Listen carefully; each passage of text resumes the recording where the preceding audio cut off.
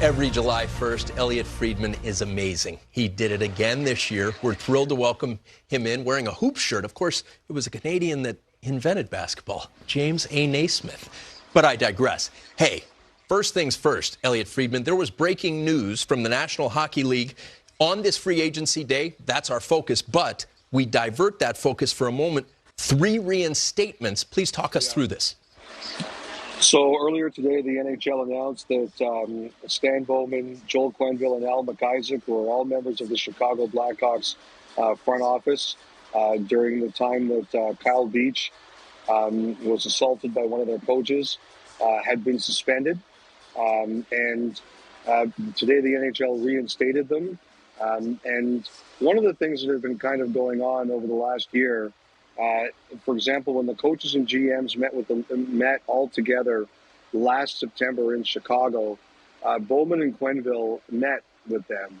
And one of the things they told them was that it's when something that serious, and hopefully we never see it again, is brought up in your organization, it's not enough anymore for you to say, oh, someone else is going to handle that and we don't have to worry about it. You have to follow through. You have to be diligent. And you have to say that if you're aware of something, you have to make sure that action is taken. You know, they were not the most senior executives, but they were senior people in the organization. And what the NHL made very clear was, if you know about something, you have the responsibility to make sure it's acted upon. Now, the league has felt that since they were suspended, they have taken courses, they have met with people, they have learned. Like I said, I mean, God forbid we ever see anything like this again, but they have learned that if you see something that needs to be taken care of, you have to be uppermost in making sure that it gets taken care of and that the following through is done. But they feel that they have suffered a punishment. They deserve reinstatement. They've learned from their lesson, and we'll see where this goes. I haven't heard as much about Al McIsaac, and I'm not trying to say that there isn't interest in him, but I've heard more about Quenneville and I've heard more about Bowman. I think there are teams who are definitely interested in having Quenneville coach. You know, right now there's only one position open, and that's Columbus, and we'll see what that means if Columbus has any interest. But Bowman, I think, has some teams that have thought about bringing him in as an executive. And I'm sure by the fact that McIsaac was reinstated, that some teams have asked about him too. So they are eligible to return now as of July the 10th. But they're going to be expected that they would handle things differently if, for any reason, something ever gets reported to them again, which we all hope doesn't happen. Elliotte, getting back to free agency, is there anything that you're surprised with so far today, just as far as teams that maybe didn't do too much? Does anyone in particular stand out with the lack of activity? Well, I think, Bill, like the biggest surprise, obviously, is Nashville. I mean, and that does not answer your question because they were active in a huge way. You know, I would say this. I think that, you know, Vegas is a team, they're they don't, you know, Vegas is a team that likes to act. And, you know, they lost Marchessault today. And I just don't, Vegas doesn't strike me as a team that will just sit around and say, okay, this happened to us and not do something about it. It may take longer. It may, you know, not be something so immediate. But I look at them and I say, they're going to find something to add what they lost. And they lost a big player in terms of his offense, but they also lost a big personality on their team. Maybe the king of the misfits, Jonathan Marchessault. And so when I look at that, I say, I think maybe, you know, Vegas was caught a bit today, but I don't expect them to be like that for a long time. Elliotte, the whole Stamkos situation, that was the biggest one out there. Everyone's talking about it. Your personal thoughts on Stamkos? You know, I think the thing that I feel about Stamkos is, if you look at the Lightning's history, Bill, and you know that team well, you've played against them a lot and broadcasted against them a lot, I guess. They've always taken care of their big guys early. Kucherov early, Vasilevsky early, Point early, Hagel early, you know, Hedman early, and as soon as tomorrow, early for the second time. And that never happened with him. And as a result, I think that, he's a polite, friendly guy, but he's also a competitive guy. And the way he's come back from injuries has shown that. And I think that finally he just said, you know what? I'm going to go somewhere else, and I'm going to prove to Tampa that they were wrong. And I think the thing is, excuse me, Bill, if you saw the tweets today from some of his former teammates like Nate Thompson, like there are some people who are really upset and disappointed on his behalf.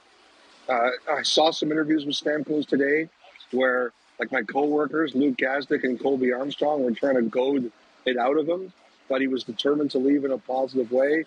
But he's disappointed. He's a little bit hurt, and I expect him to channel that in the proper way. Like, the Lightning make hard decisions. Julien Brisebois makes hard decisions. In his Zoom call the other day, he said, look, I do what I think is best for a collective team to win games. But I think the top thing for Stamkos and the people who support Stamkos was they feel he was never given the respect that some of their other players were given. Understood. Brisebois went big with Jake Guentzel. Your reaction to that move for Jake and for the Bolts? Well, I think Jake Guentzel's a hell of a player. I think he'll be a great fit there. I think what that tells us is that the Tampa Bay Lightning have won 3 Stanley Cups in their existence and 2 in this decade. They watched their arch rivals go win a Stanley Cup this year, much to the delight of the person sitting next to you, Tony. True. And I think they are saying that that's not good enough for us. For a long time, Tampa Bay were the bullies of Florida. They kicked sand in the Panthers' faces, and they embarrassed the Panthers. And, a general manager actually said to me, when you look at what the Panthers did this year, we have to blame the Lightning for that. Because if the Lightning hadn't pushed them around so much, they wouldn't have learned what it took to win and the decisions that you have to make to win. Well, Tampa sent out a social media post congratulating the Panthers for winning, but I have no doubt that they didn't like it. And that's why they made this move, and I think Guentzel will be a great fit for the Lightning. It seems it's a copycat league, and there's trends every year, Elliot. One thing I'm picking up on this year, small is out, Jake Guentzel notwithstanding, especially undersized blue liners. Does that have anything to do with the 2 teams that made it to the Cup Finals, or is that something that's being talked about? Because it's obvious in the amount of guys that didn't get qualified and the amount of players and the money being given to undersized guys. Is that something you're noticing as well? Yeah, absolutely.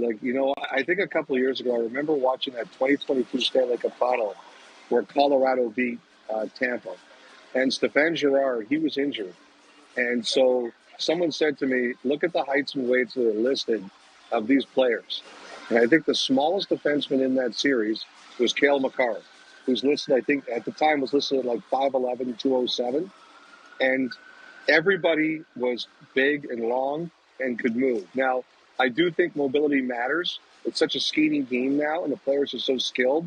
But those 2 teams, they could check, and they set up a situation in their own zone where because their defensemen were so big and so mobile, you were always, being checked, whether it was the body, the arm, a leg, a stick, or something.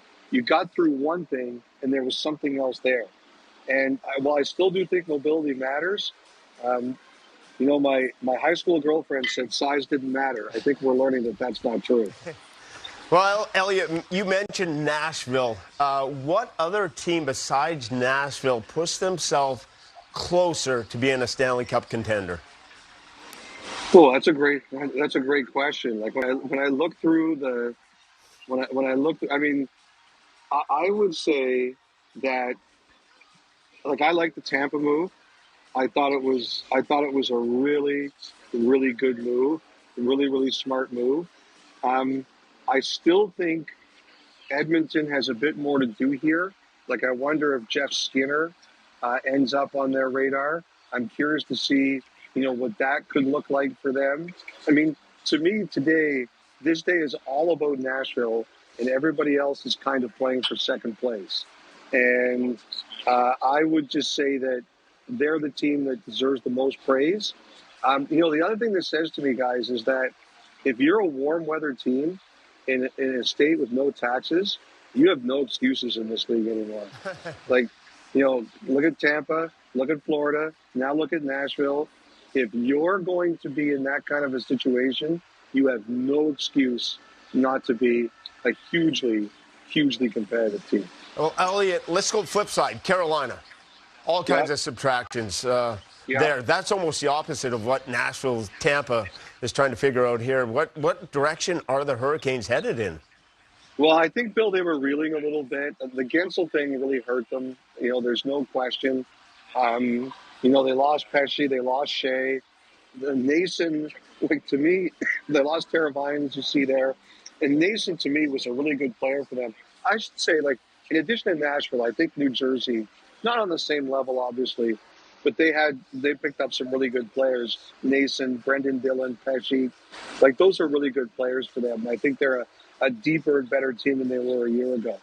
They picked up Gostisbehere. They picked up Sean Walker. I don't know if that one's official yet, but they have signed him. I think they recovered a little bit. I wouldn't be surprised if now they keep Necas. They were trying to trade Necas. Now I wonder if he stays.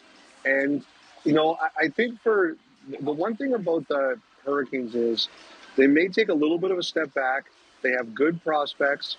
And I wonder if in the future, they look back and sit down how things went down with Gensel and say, and this is what another manager told me. They said, if you're going to have a player who you really want to keep, at the end of the day you really want to keep, and you're going to have the negotiation go for a little bit, you better make sure that player wants you as much as you want them. Because if their mind starts to wander, or people start to reach out to him and he starts to think, well, there's another team I might like out here, you're in trouble. And, the Gensel negotiation this year, regardless of how anybody feels about it or who was right or who was wrong, that's what a lot of teams are looking at. If you're going to take a player down to the wire, you better make sure that player likes you as much as you like them. There's wisdom in those words. Thanks so much, Elliot. Great reporting. My pleasure, guys. Have a great summer.